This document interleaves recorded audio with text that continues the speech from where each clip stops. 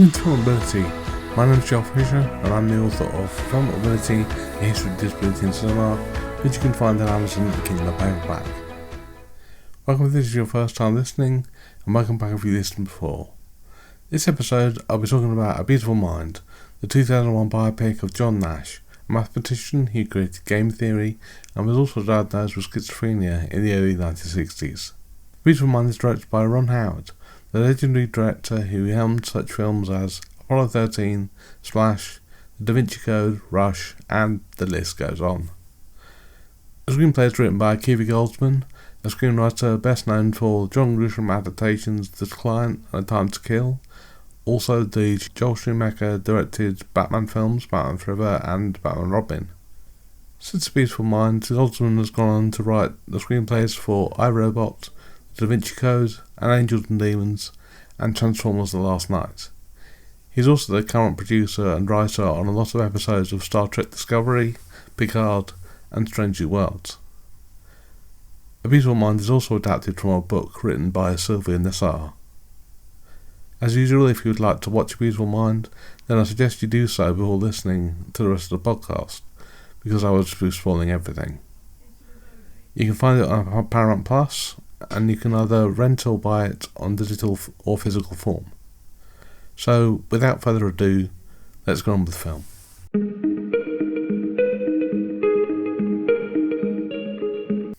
Okay, so the film starts off with a university. A man is standing at a lectern and he's talking about mathematicians and their importance. His name is Professor Hellinger, and he's played by Judd Hirsch. A man is sitting in the room and it seems that an idea has struck him. This is John Nash and he's played by Russell Crowe. At an outdoor event, John is looking through the things that are also in set out. He insults a man's tie and another man laughs and introduces himself to John. The man with the bad tie is called Ainsley and he's played by Jason Gray Stanford, and the man who introduced himself is called Bender and he's played by Anthony Rapp. Another man comes along and mistakes John for the waiter. John says he's read his work and he doesn't believe any of it. This man's called Hanson and he's played by Josh Lucas. In his room, John pushes his desk against the window, sitting on it and looking outside. A man arrives in a suit, and his shirt is unbuttoned and his tie is hanging around his neck. He's hungover and tired, and he comes in and takes his clothes off, introducing himself to John. This is Charles, and he's played by Paul Bettany. John starts to write an equation on the window, and keeps writing as Charles keeps talking. Charles puts a foot on the desk, and he says that he thinks that John's boring, offering him a drink. On top of the building, they're drinking together and talking about their lives, and Charles says that maths is boring, and John says that he needs to find a truly original idea in order to define himself. On the ground, some men are talking as they see John observing some pigeons and making notes. Hanson challenges him to a game of Go, which is an ancient Chinese strategy game for two players. They talk about John's work while they're playing, and Hanson questions what will happen if John doesn't come up with an original idea, and asks him what he would do if he loses.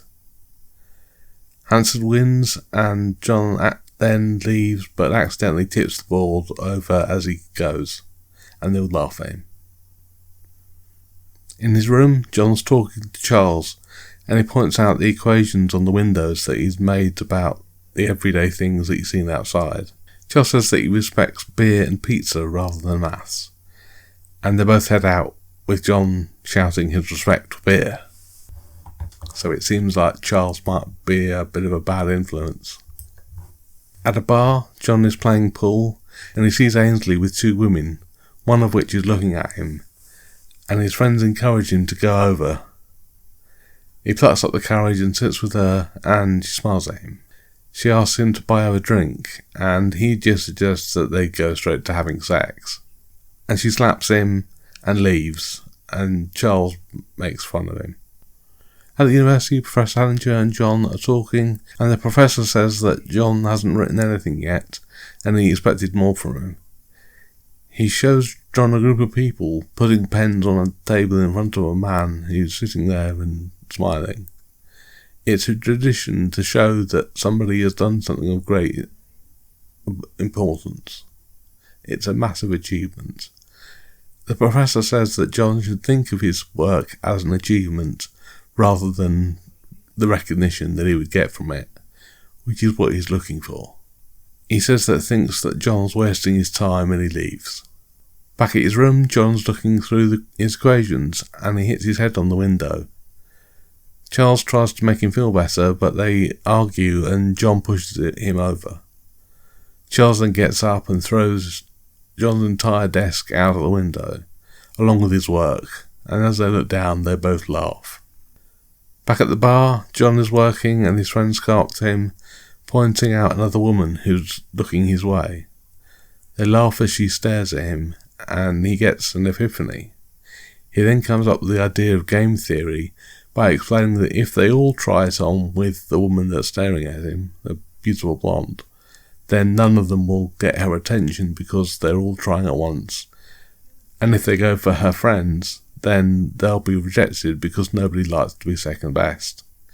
He suggests that the best way for everybody to get what they want is to go for other brunette women in the room. And then he rushes out of the room himself, thanking the blonde as he leaves, causing her to look confused. In his room, John's writing and working as it snows outside, and then the snow clears and he continues writing. The weather and the seasons then change as he keeps writing, showing passing of time. It's quite a clever way of doing it. He shows his work to Professor Hellinger in his office, and the professor is really pleased. Charles stands outside, jumping up and down and celebrating John's success. At the bar, they're all drinking and Hanson comes in and John offers him a drink. He congratulates him and they shake hands. 5 years later in the Pentagon in 1963, John comes into an office and is greeted by a general, and they explain how they're looking for Russian spies and they need his help to discover the codes. He looks at the numbers and starts to find patterns. A montage then plays of him working it all out in his head and as the officers are watching him. On a map he points out where they need to go and what they need to do, and the general congratulates him and they see him out of the Pentagon. At the Wheeler Defence Labs MIT campus, John's friends are there and he's talking about going to the Pentagon and how it's going to be doing good work. Bender picks up an edition of Fortune magazine because John is on the cover, and John scoffs at it, saying that he's been popularised and he's better than that, he's not a media figure. John then goes to a classroom and shuts a window, where there's a loud noise with roadworks outside. A student complains that he's hot, but John ignores him and talks to the class about how it will be useless to most of them. A woman then opens a window and talks to the road workers and gets them to stop what they're doing so that they can continue the class. He's impressed that she solved the problem. This woman's called Alicia, and she's played by Jennifer Connelly. On his way home, John sees a man in a suit and a hat, and he approaches him, and he says that he's from the Department of Defence, and says that he needs his help. The name of this man is Parcher, and he's played by Ed Harris. They go into a government facility, and he shows John where the real secret work is being done. And it's a sort of retro, futuristic looking lab, and lots of things going on, radars and bright, white, shiny surfaces, and things like that. And then they go to Parcher's office, and he turns on TV, and he shows John a video about how the Russians want to detonate an atomic bomb on US soil. And he says that John is the best natural codebreaker he's ever seen. Parcher then takes John downstairs and puts him through a series of tests, including injecting him with a radioactive diode. At John's office, Alicia comes in and she says that she's solved the equation that he set for them on the chalkboard. He says that she couldn't have, and he looks at her paper properly, and she hasn't solved it at all. But then she reveals her ulterior motive and she asks him to go out to dinner with her. He says he'll pick her up, and as she starts to leave, he asks for her name. At a party, they're looking at paintings, and John sees some men he recognises. He's concerned about them, but Alicia reminds him to keep his attention on his date. She gives him a handkerchief because there's a photo that's going to be taken, and she says it'll look better and that he should keep it for luck. He points out the stars when they're outside, and he guides her hand, pointing to them, and as they get closer, they kiss. At home, John is going through some articles of wild stories, and he starts to see patterns in the writing. He starts writing things down and filing them away, putting one in an envelope which he closes with a wax seal. And at this point, if you haven't perhaps figured it out, because the film does not outright say anything about John Nash's mental health, this is pretty much a clear sign of his schizophrenia. Having delusions like this, seeing patterns in things where there are none, for example, and believing things like government conspiracies can often be a sign of schizophrenia. That's not to say that everybody with a YouTube channel has schizophrenia. A lot of times those videos are just made to attract attention and to get comments and likes, etc. Schizophrenia, however, shows a person's connection between things that other people wouldn't put together, because the brain misinterprets everyday sensory data, attaching extreme impersonal importance to completely neutral events. These delusions can be paranoid in nature, assuming that there is a hidden message in something that is directed solely at them. It can often lead to people believing that they have an inflated sense of self-worth, believing that they have great power, wealth, or knowledge, unlike anybody else on the planet. The delusions could also make them believe that they are a global celebrity, or that they have a special connection to a deity. Other delusions could be that they believe that their body is unwell, rotting away, or diseased to some unnatural level. It could also lead to an obsession with a celebrity, making them believe that the person is in love with them. They could also believe that they themselves do not actually exist, or even that the world may be coming to an end. Also, they may believe that their significant other may be cheating on them. No matter what delusion, schizophrenic patients have an unwavering belief in their delusions, and without therapy and medication, they may go on believing those delusions which could cause them harm, or harm to others. John then goes back to the facility, putting his arm under a UV light to reveal the number that was tattooed on his arm. A car drives by and he gets scared and he leaves. By a riverside, John and Alicia are having a picnic, and he says that he knows that she's attracted to him, and that they're going to do things, they're going to get to know each other, they're going to do platonic things and enjoy each other's company, but he just wants to go to them straight having sex because he knows that they both like each other. And then he asks her if she's going to slap him, but instead she kisses him.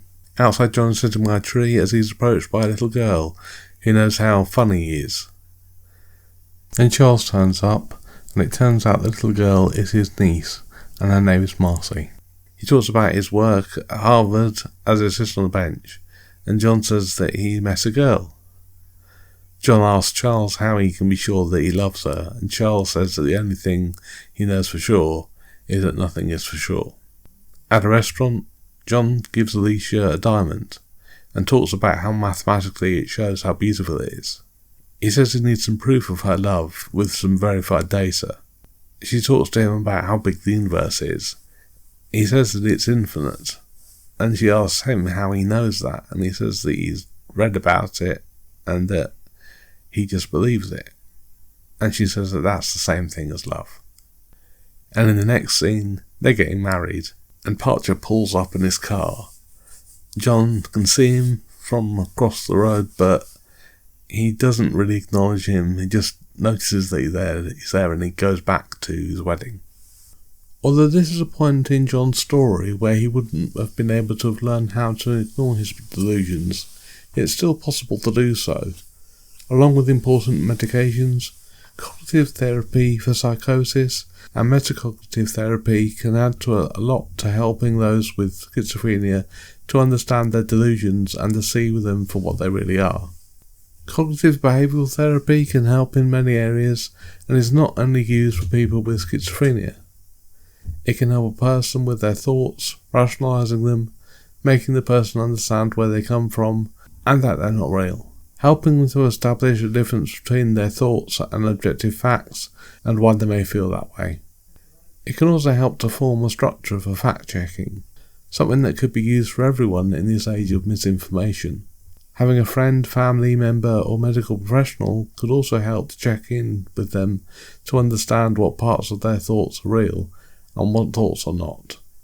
Also, taking part in activities can distract a person from their thoughts. Activities such as cooking, exercising, listening to music or puzzle solving may help to distract a person from their intrusive thoughts. Metacognitive behavioural therapy, on the other hand, can help a schizophrenic patient to think about their thinking.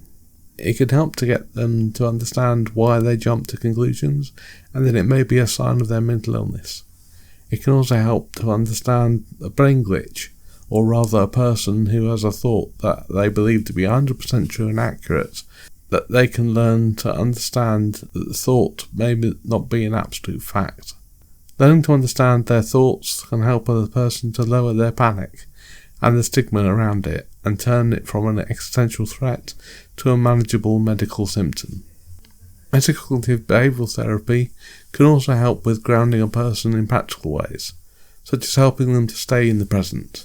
For example, if they feel their delusions getting stronger, they can look around them and learn to count the things that they see, feel, hear, smell and taste.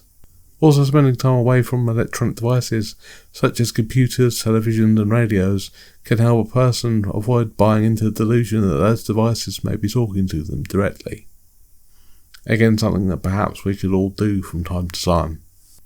At the government facility though, John gets into Parcher's car and he tells John that they're being followed, and a gunshot goes through the window as he races through the streets. They escape and the car chasing them crashes into the river, and John gets out of the car. John then goes home and Alicia asks him where he's been. He goes into his room and closes the door, locking it, and she bangs on the door and shouts at him, saying that she wants him to talk to her. At the classroom, John is still looking dishevelled as he did the night before. He goes outside to lock the door in his office and Parcher stops him. They go inside and he tells John to calm down. John says he wants to quit, but Parcher says that he won't, and he leaves. John shouts after him as one of John's friends opens his door and asks him if he's okay. At home, John's sitting in the dark and Alicia comes in. He tells her not to turn the lights on, as she does, because he thinks that there'll be Russian spies that will find where he is. He says she should go to her sister's, and he'll explain everything. Outside the university building, Marcy runs and hugs John. Charles says that they're there to see him to do a lecture. In the lecture hall, John is looking at the men he saw as his date, and worrying about them as he looks over to Charles and Marcy. John then runs outside and is approached by a man who says he's a psychiatrist. His name is Dr. Rosen, and he's played by Christopher Plummer. The men with the doctor go after John, and as he tries to run away, and they pin him down as Dr. Rosen injects him with a sedative. And this is one of the things that I think I should highlight about the film. Although the audience may be starting to think that John Nash's experiences so far may be entirely in his mind, the film does still want to keep the audience guessing. Up until the point where the fear of being committed to a mental health institution could be where the film was heading. In cinema, the depictions of mental health treatment have caused people to see mental health in a certain way. There certainly is a lot of stigma around schizophrenia even now, and although it may not always be named, the condition is often used as shorthand to depict a person who has lost their mind, and it's usually either for comedic or sinister effect. Then there are horror movies, a genre that thrives on the fear of the unknown, where intrusive thoughts and delusions are often the basis for the plot of a lot of movies. Where we cannot even believe what's in front of our eyes, it pushes the fear into the viewer's minds that they may not even be safe in their own brain. A lot of horror movies and video games are often set in mental health institutions as well, showing shocking and unhygienic situations where it seems that patients are left to rot. Whereas in reality, hopefully, although the stigma may still be there is a better understanding that mental health issues can be treated and they're not the horror story that the media likes to depict. They then get into a car and leave as everybody watches, including Charles and Marcy. At his office, John wakes up and slowly his vision comes into focus as Dr. Rosen approaches him. John is restrained, cuffed and chained to a wheelchair, and he tries to make his escape, but he falls over. Dr. Rosen then calls for some help, and as John is struggling on the floor, he sees Charles sitting in the corner of the room. He calls out to Charles, but Dr. Rosen says that there's nobody there, and John screams for help, thinking that Charles has betrayed him. At a mental institution, John is sitting in the white room, looking catatonic. Alicia is there with Dr. Rosen, who tells her that Charles was imaginary, but she doesn't believe him, because John has talked about Charles so much. But Dr. Rosen asks if she's ever actually seen Charles, and he asks her about what John was working on, and that he needs clearance to see it. She hesitates, but he asks her if she thinks that he's a Russian spy, like John does. Alicia then goes to John's office, and his friends try to stop her, but she slaps one of them and she goes inside. And inside she finds all the articles pinned on John's wall, and one of the friends says that there's even more work, and she goes to the supposed government facility where John had been, and she finds an empty house. And she goes to the letterbox outside and she finds something inside. At the hospital, Alicia hugs John as he comes in and she cries. They sit down and he says that he understands how insane his behaviour has been, but then he also says that they have to talk quietly because the place is bugged with microphones, and he thinks the Russians have put him in there because of his profile being too high. She tells him to stop, telling him what he's been doing, and says that he found his files in a letterbox outside of the house. She tells him that none of it is real, and that he's sick, and he leaves angrily as she calls after him. In John's room, he's picking his arm, and it's bleeding. He says he was trying to find the implant that he was injected with as the doctors come in. John's then led to a bed with restraints on it, and he lays down and he gets restrained as a nurse injects him. He falls asleep and one doctor shines a light in his eyes, and his body quivers as he lays there with something in his mouth and a tube up his nose. And this is where I think I should talk a little about insulin shock therapy, because although accurate to the time period for the treatment of schizophrenia, I don't think many people, including myself, would have seen it before.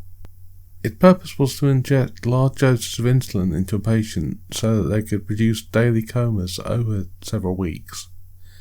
Introduced in 1927 by an Austrian-American psychiatrist, Manfred Sakel, and used extensively in the 1940s and 1950s, although by the 60s it fell out of favour, replaced by neuroleptic drugs in the 1960s. The likely reasons that insulin shock therapy isn't used today are many and varied. There weren't any particularly strong guidelines for the treatment, with special units set up, but the protocols varied from hospital to hospital. Also, side effects often included hypoglycemic aftershocks, making patients sweaty, restless, and liable for further convulsions and weight gain. Also, perhaps the most damning side effect was brain damage or death, which was at high risk. Not to be confused with electroshock therapy, its use in the film still gives the same effect, as it looks like it's a distressing thing to go through and life-threatening. However, I will discuss electroshock therapy in another episode and talk about the realities of the treatment. Alicia asks how often John needs the treatment, and Dr. Rosen says it needs to happen 5 days a week for 10 weeks. Outside, Alicia is pushing a pram and she's with a friend of his. This man is called Sol and is played by Adam Goldberg. He asks her how she feels and she says that she still loves her husband, just not all the time, and she doesn't want to feel like she needs to be obliged to be with him. They go and see John, who's at home, and he's sitting at a porch. Sol shakes his hand and John seems changed. He's drugged up and really he's not in his right mind. Alicia comes out and she says that he should take his medication. John says he's trying to solve something and hands a clipboard to Sol, saying that it's hard to concentrate with the medication. Sol says that there are other things besides work, and John asks him what those things could possibly be. In the house, John's holding their baby. He still looks very drugged up, and Alicia takes the baby from him. In the kitchen, Alicia talks about him doing more things and finding meaning in his life, getting out of the house and talking to people. She hears John mumbling in the room though, and as he comes back into the kitchen, he tries to collect the rubbish from the bin. She says that the garbage men don't come at that time of night, and he says he guesses around here that they do, and as he says that, a large truck goes by the window, and she smiles at him. She understands that he's trying to help, he's trying to get a bit of purpose to his life, but he's not quite there yet. In bed, Alicia tries to initiate sex with John, but John turns away and she asks if it's the medication. She then goes to the bathroom and screams in frustration, smashing a glass and crying as he lays in bed. The next day, Alicia is with their child and getting into the car as John watches. At home, she brings John his pills and a box which he puts in a desk drawer. And then he goes to a newspaper and starts making notes about what he thinks is seen in the patterns, as he's done before. He goes outside and is met by Parcher and two soldiers who are holding guns and flashlights. John says he isn't real, but Parcher leads him to a small hut where he finds soldiers working with equipment around the room like radar. Parcher says he needs him and can reinstate his status, but John says that he's scared. At home, John is holding the baby and he comes down the stairs, and outside Alicia is taking down the washing from a line, and a storm is coming, and she starts to hear noises coming from the hut. It's probably not what she's hearing, but it's a recreation of what John was hearing to indicate what may be happening in the hut. And as she goes there, she goes inside and she sees hundreds of articles posted on the walls, just like John's office. In the house, John has their baby in the bath, and it's filling with water. The water nearly goes over the baby's head, and Alicia just gets there in time to pick him up. John comes in and explains some theory about how the baby is protected by something that doesn't exist, and Alicia goes to call the doctor. Parcher appears and he goes to shoot Alicia, but John stops him and she does knock to the floor. Then Charles and Marcy appear and they all start talking to John at once, and it's a real breakdown of his mental health. Outside it's raining hard, and Alicia's in her car and John stops her from driving off, and he says that he knows that they're not real because Marcy never gets old. In their home, Dr. Rosen is talking to them and he says that he needs electroshock treatment. John says that it's a problem that needs to be solved, and that's all. But Dr. Rosen says that it can't be because there's nothing to solve.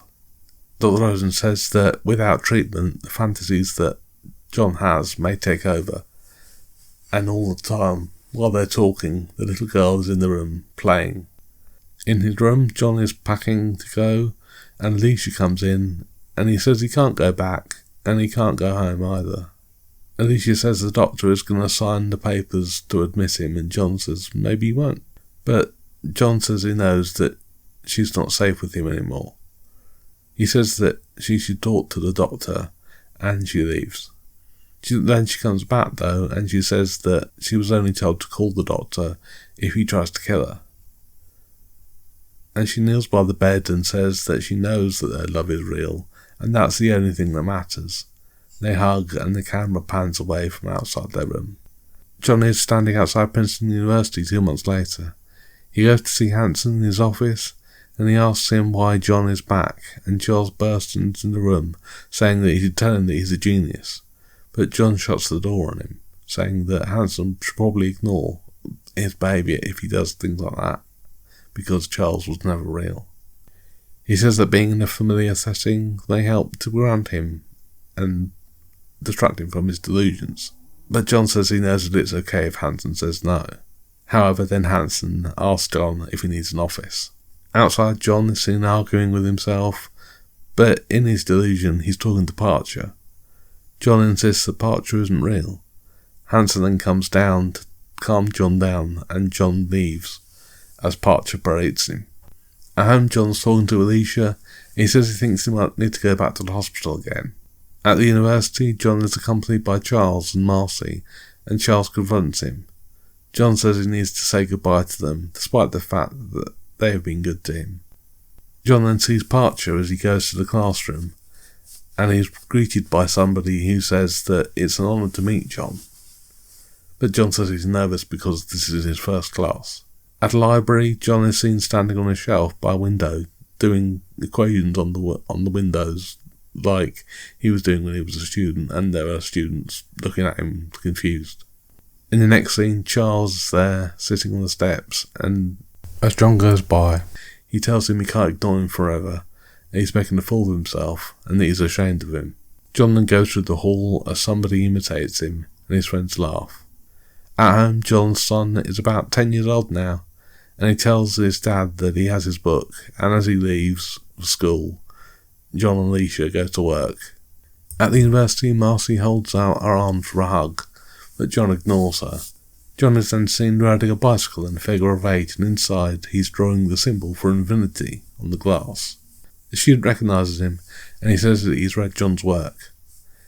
He hands him a file with his own work, and says that he thinks that he can prove that everything is connected. They go to the library, and John gives the student a sandwich. Alicia comes in to the university, and she sees John talking with the students, and she realises that he looks happy, and that he might be getting back to his old self. In the next scene, John is talking to Hansen, and Hansen says that he might have a new place for John. And cut to 1994, John's approached by a man who tells him that he's been considered for the Nobel Prize. This man's name's Thomas. He's played by Austin Pendleton. Thomas asks him to come to have tea with him, despite the fact that John usually had his lunch in the library. John then tells him that he's crazy and he's taking medication, worried that he'll be judged for it. But as they sit down and they talk, another man approaches and puts a pen on John's table, as happened to the man in the university towards the beginning of the movie. And then a lot of other men do the same thing, all showing their appreciation for John and his accomplishments. At the Nobel Prize ceremony in 1994, John gets up and makes a speech. He's talking about love and thanks Alicia for helping him to be who he is. She's sitting in the audience and they all stand up and applaud, and the music swells. It's a big moment in the film. It's really showing how far John has come, and he's not overcome his schizophrenia, but he is dealing with it. And as he finishes the speech, John holds up the handkerchief that Alicia gave him on their first date, and he kisses it. In the foyer, John helps Alicia with a coat, and he sees Charles, Marcy and Parcher as they leave. And then there's some text on the screen that reads that Nash's theories have influenced global trade negotiations, national labour relations, and even breakthroughs in evolutionary biology. John and Alicia live in Princeton, New Jersey. John keeps his regular office hours in the mathematics department, and he still walks to campus every day. Okay, so that was the movie. I would usually do a little summary of what I think about the film in general, what I think it means for the disabled audience, but first, I'm going to talk about the real John Nash.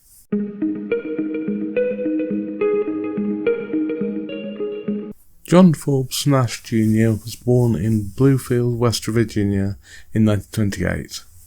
His father was an electrical engineer and his mother was a schoolteacher before she was married.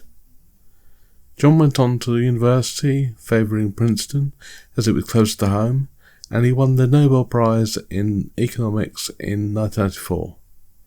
However, a beautiful mind neglects to mention that this was alongside John Hassani and Reinhard Selten. Around 1952, while working for the Massachusetts Institute of Technology, or MIT, Nash entered into a relationship with Eleanor Steer.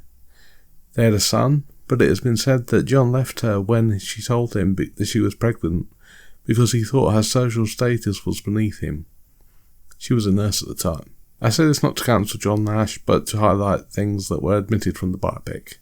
In 1954, John was arrested for indecent exposure in a sting operation targeting gay men. Thankfully something that doesn't happen anymore, and the charges were dropped, but he was stripped of his top-secret security clearance and fired from Rand Corporation, where he had worked as a consultant. Not long after his breakup with Alanis Deer, John met Alicia Larde Lopez Harrison, a naturalized US citizen from El Salvador. Again, something I mentioned not to cancel Jennifer Connelly, but to highlight things that were overlooked in the film. They were married in February 1957 at an Episcopal church, despite the fact that John was an atheist. In 1958 he got a 10-year position at MIT, but resigned a year later after the first signs of his mental illness emerged. A few months after that, though, John Charles Martin Nash, their son, was born. However, after dealing with the struggles of his mental illness, John and Alicia divorced in 1963. His final hospital discharge came in 1970, where he chose to live with Alicia, finding stability and learning to consciously discard his paranoid delusions. Princeton even gave him a position at the university, which even led to him teaching again. Also, after restarting their relationship in the 90s, John and Alicia remarried in 2001. John Charles Martin Nash was also eventually diagnosed with schizophrenia himself while he was in high school and didn't graduate. However, he then later earned a PhD in mathematics at Rutgers University. And on May 23rd, 2015, John and Alicia both died in the New Jersey Turnpike while returning home after John received the Abel Prize in Norway. Following his death, obituaries for John Nash appeared in scientific and popular media throughout the world. The New York Times even published an article containing quotes from media and other published sources reflecting his thoughts on his life and his achievements.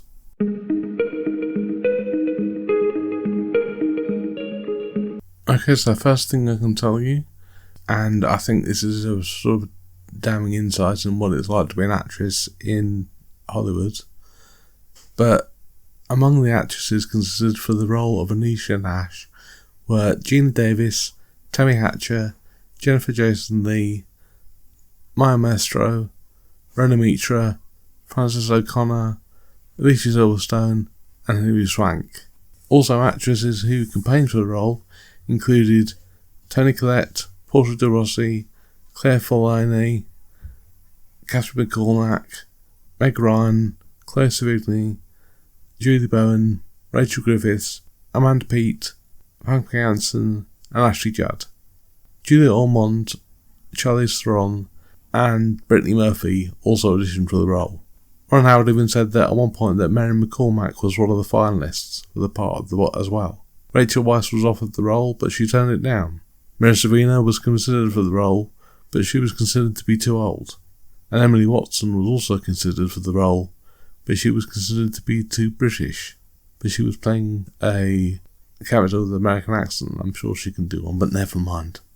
Among the men who were considered for the role of John Nash were Bruce Willis, Kevin Costner, John Travolta, Tom Cruise, John Cusack, Charlie Sheen, Robert Downey Jr., Nicolas Cage, Johnny Depp, Ralph Fiennes, Jared Leto, Brad Pitt, Alec Baldwin, Mel Gibson, Sean Penn, Guy Pearce, Matthew Broderick, Gary Oldman, and Keanu Reeves. And Patrick Dempsey also tested for the role of Martin Henson. For the third successive year, Russell Crowe was nominated for the Best Actor Oscar for the performance in a film which was also nominated for Best Picture, after The Insider in 1999 and Gladiator in 2000.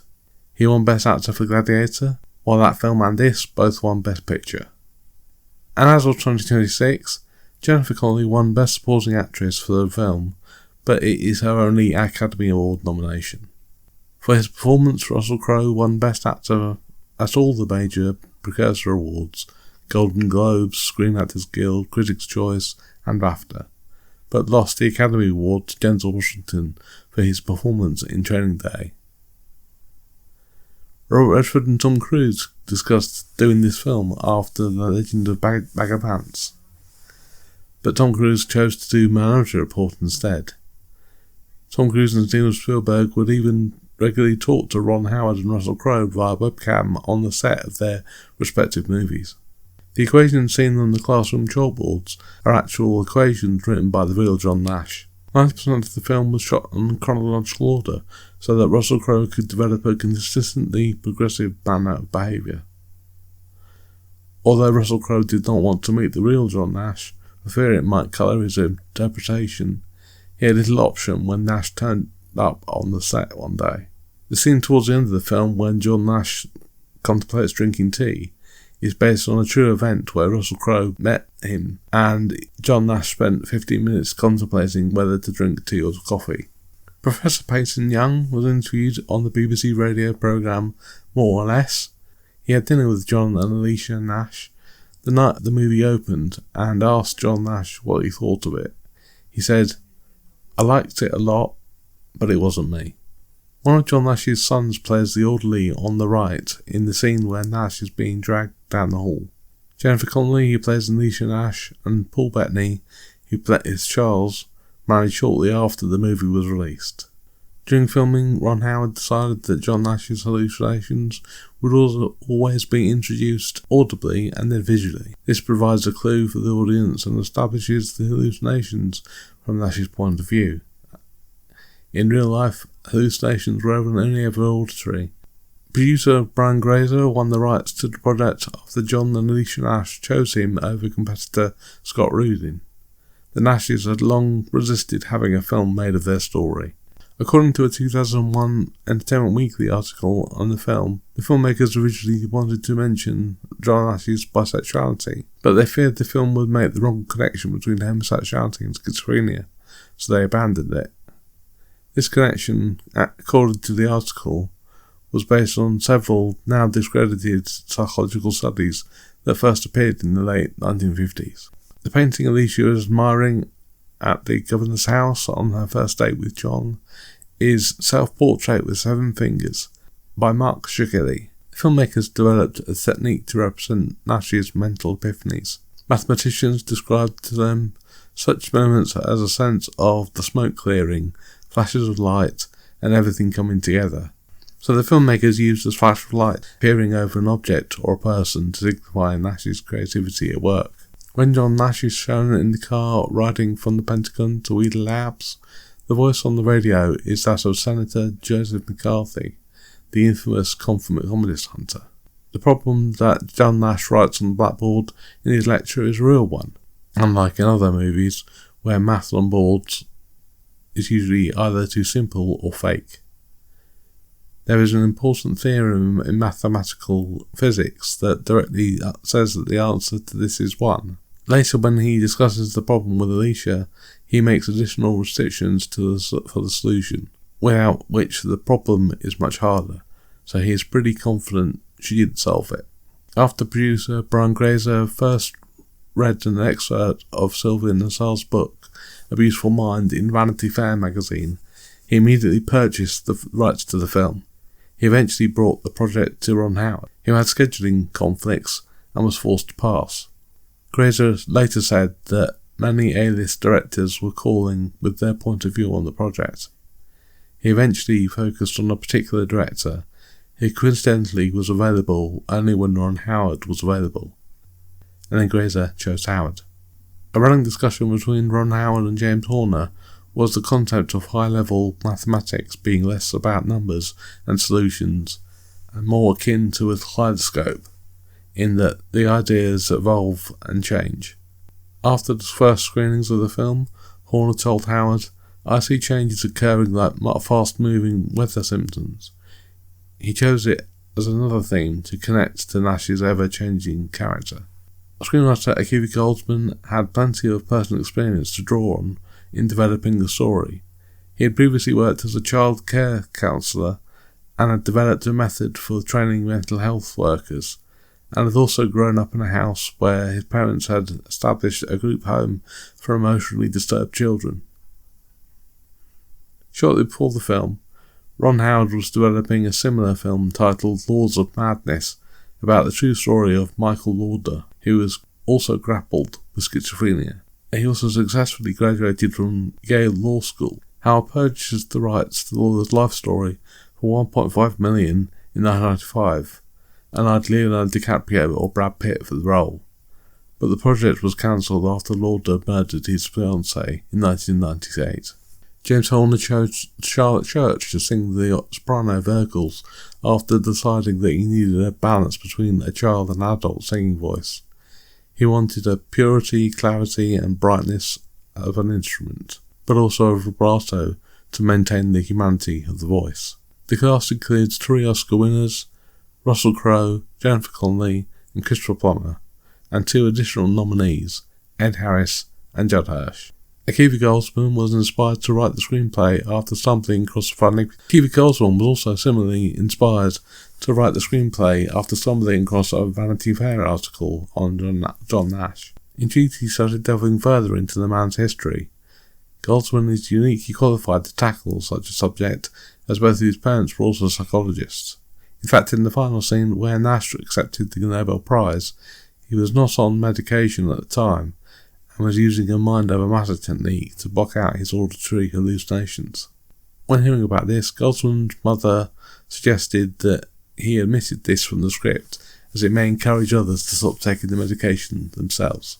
The issue of the New York Times that Nash scans for messages is from May 16, 1956, as evidenced by the headlines "Bonn alarmed by Moscow moves" and "Soviet emphasises armed forces cuts and economy aid."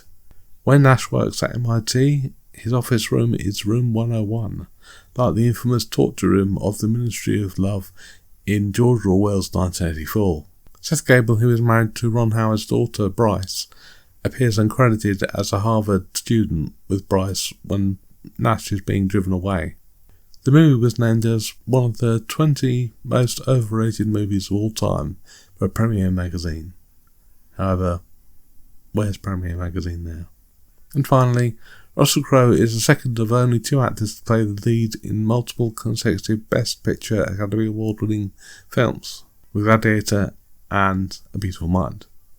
The first is Clark Gable with It Happened One Night from 1934 and Meet on the Bounty from 1935.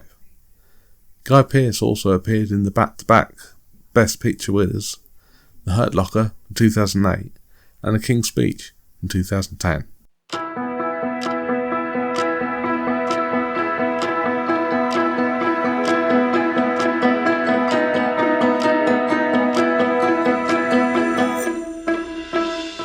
Okay, that's it for this week. Next week's movie is Hush, a horror movie about a deaf woman whose house is invaded by a serial killer, but he vastly underestimates her. If you'd like to contact me, you can do so via Bluesky at bluesky.com/film-ability. You can also email me at film-ability@outlook.com. And if you'd like to make a contribution to the things that I do here, you can find me at Patreon at patreon.com/film-ability. You can also find my book at Amazon on Kindle and paperback called Filmability, A History of Disability in Cinema. Thanks for listening, and I'll see you next time.